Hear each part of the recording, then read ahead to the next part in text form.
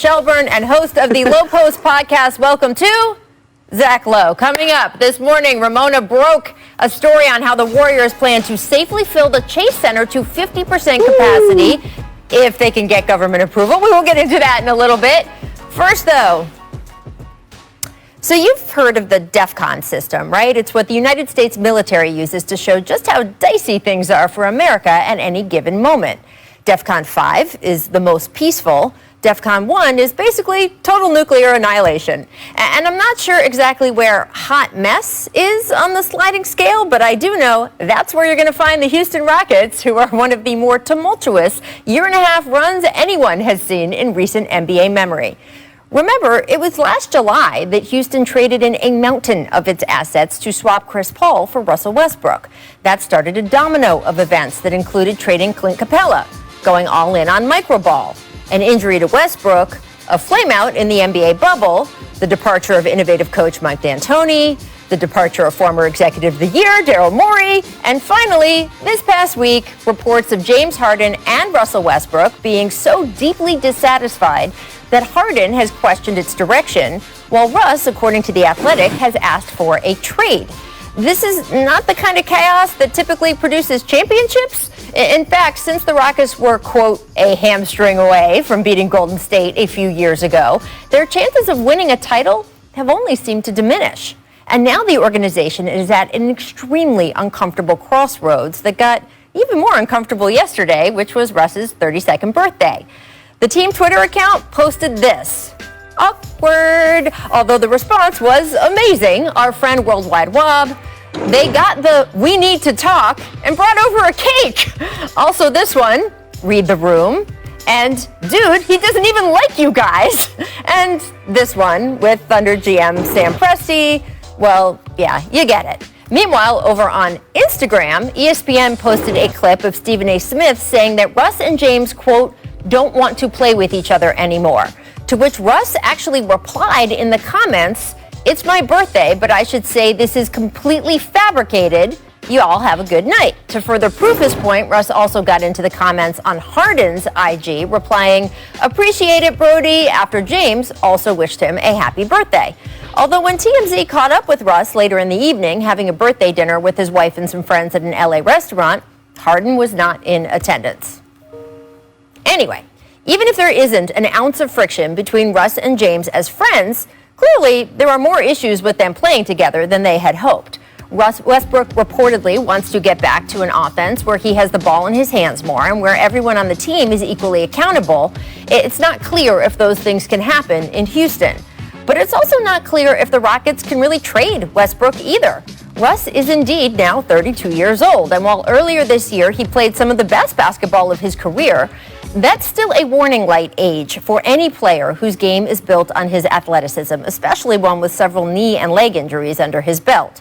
And that warning light flashes especially high once you figure in his contract. He is owed $132.6 million over the next 3 seasons and has a $47 million player option in the 2022-23 season.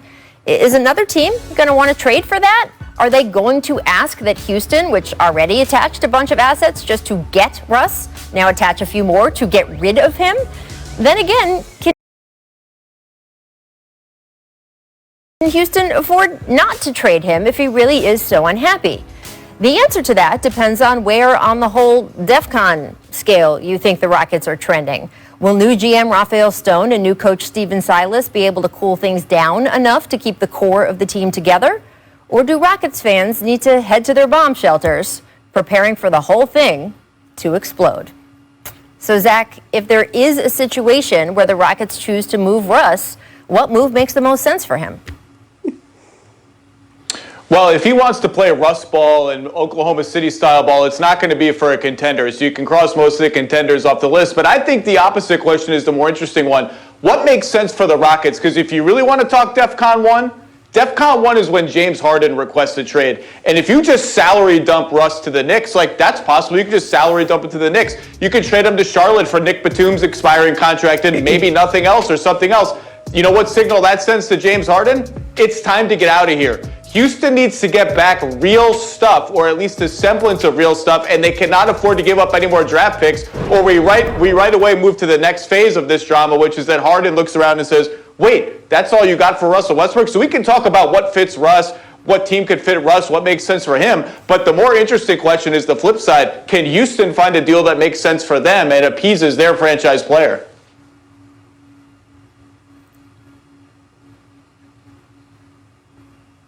Yeah, look, I like that Charlotte idea, Zach, because he's the signature athlete for Brand Jordan. I think that that's the exact kind of spot where you could see he would become the focal point of that team. That's kind of the way he had it in Oklahoma City, where he had his best years, where he was an MVP. That makes sense for the Hornets in the sense that, especially Michael Jordan, because you land a big star like this. It reminds me a little of when we were talking about what the Clippers could get for Blake Griffin when they signed him to that 5-year deal. You're probably not going to find anybody who wants to take on that many years and that much money for a player that, frankly, you need to build your team around to justify paying that much money. But the Detroit Pistons, who aren't going to get a star in free agency, if they can trade for him and keep him there for 5 years, the length of his deal actually is an asset. So I like the idea of Charlotte if Russ wants to go someplace. But I actually think it's just going to be hard for anything to happen here, and they might just have to figure out how to play together, unless, as Zach says, the doomsday scenario, James Harden wants out too. Yeah, I mean, it is complicated, and of course, it's a short off season, but during this off season, everyone is kind of in different places. We saw last night, Russ is in Los Angeles, so those face-to-face meetings where you can kind of cool the temperature are a little harder to have right now, too, in the age of COVID as well, which is the topic of our next conversation, guys, as several state governments continue to further lock down in defense of the coronavirus. Warriors owner Joe Lacob unveiling a plan that he hopes would allow 50% capacity in the Chase Center this season. Ramona, you broke the story earlier today. Joe Lacob, as you noted in your piece, he has a master's in public health from UCLA. He's made his fortune in biotech. This is an area, he's not just some fly-by-night, just, hey, let me see what I can do about coronavirus testing. This is one of his specialties. How are the Warriors attempting to accomplish this?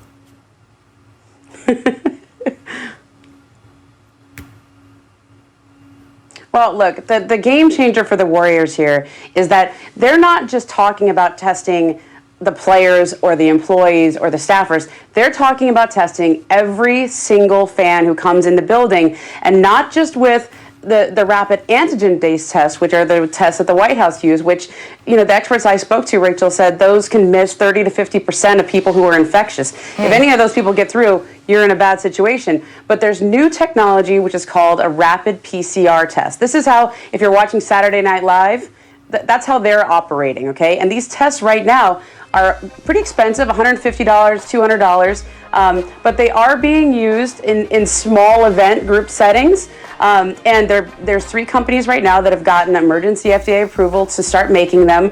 They're going to start increasing scale.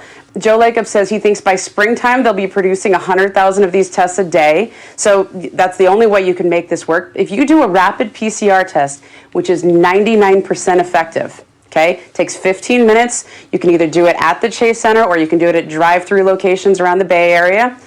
You can safely say that it's not just 99 out of 100, okay? Because there's a lot of people who say, oh, 10,000 fans, that means 100 get through. No, you also have to factor in the rate of coronavirus in the Bay Area, which is right now, I just looked it up 20 minutes ago, 9.9 per 100,000. That means probably out of 10,000 people, you're trying to catch 4 or 5 of them that have COVID. And a 99% effective test probably catches those. Then you also back it up with masks and social distancing. The experts I talked to, one was named George Rutherford at UCSF. He said, this is as close to a perfect plan as you can get. Now, in California, where we don't allow any fans, not even friends and family at a college football game, if they sit 3 sections apart, it's going to be a hard sell. Because I think politically, it's going to be hard to get London Breed, the mayor of San Francisco, Logan Breed, the mayor of San Francisco, or Gavin Newsom to sign off on it when cases are rising. But this really, if we can prove the concept, if the Warriors can do that on a small scale, at least maybe 1,000 fans, 2,000 fans first, I think this has a game-changing ability to get everyone back to arenas and really change entertainment, sports, and get people back into arenas safely.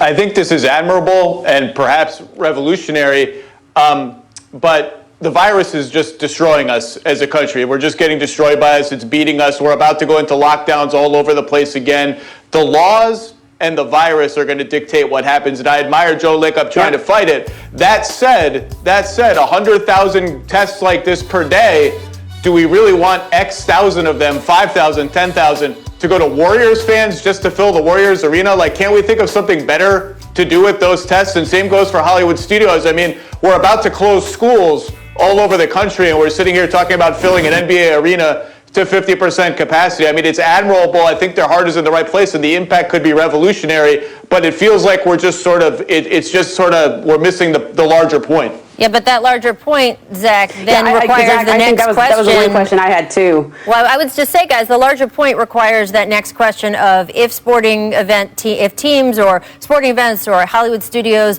aren't buying up those tests, is someone else buying them? Because that was one of the questions facing the NBA bubble before they started up things in Orlando. There was some criticism of, oh, the NBA is going to buy up all these tests. Are they taking them away from someone? But the lab was making the tests for them and did not have other government buyers who was going to buy that same amount of tests for normal citizens. So I think part of it is just sort of a play between local governments, state governments, private institutions and hospitals who buy up tests, and private businesses who want to buy up tests to function. Are they taking them, quote, away? Could we think of better things to do with those tests? If us as taxpayers are willing to buy up and fund those tests to the degree that, say, Joe Lacob is, of course they should go to the government and to taxpayers and to people who need them in the general public. You can't look at that in a vacuum and say, why are they buying up all the tests? That doesn't mean there's any for anyone else. It's someone else buying up those tests. Up until now, a lot of our state governments have not done that. It depends on the state, and it depends on which test you're talking about, right, Ramona? Yeah, you explained that perfectly, Rachel. I mean, I think the big question, and I think this is another thing. I kind of knocked the rapid antigen tests before, which they're not as accurate, right? But if you use them every day, so if you're talking about schools, right, where you have a huge population, but it's the same population every day, they become more effective because you're testing people more often. So if you say, let's say you missed the virus on day 4, but you got it on day 5, that is more effective. And I think those antigen tests are far cheaper right now. So there are other plays there. Zach, I actually agree with you. I think that we should probably see these in nursing homes among first-line responders. I do think that is coming, though, and I think it's going to come with a national testing strategy that is probably going to come over the winter as we see an administration change. One of the experts I talked to, his name is Rick Klausner. He's advising the Rockefeller Foundation, one of their lead the Biden transition team, and I think that is probably what's going to change this equation here, which is if we, instead of leaving it up to states, if we have more of a nationwide extensive testing policy, then you can produce these in bulk. Then the government can compel other companies to produce them in bulk, and there will be more companies and more tests available in the coming months. So I think by springtime, that ethical question may not be as much of an issue. That's a great point about an administration change, and it's not a political opinion one way or the other. It's that we had a president of the United States get up and say, I've asked them to slow the testing, that administration's policy was let's do less testing, and therefore we saw less testing going on in the country. If this new administration has a different approach, we might see more testing throughout and in the public. We'll have to see what happens. All right, coming up, we're going to talk about Shaq claiming he is still the reigning supreme leader of big men.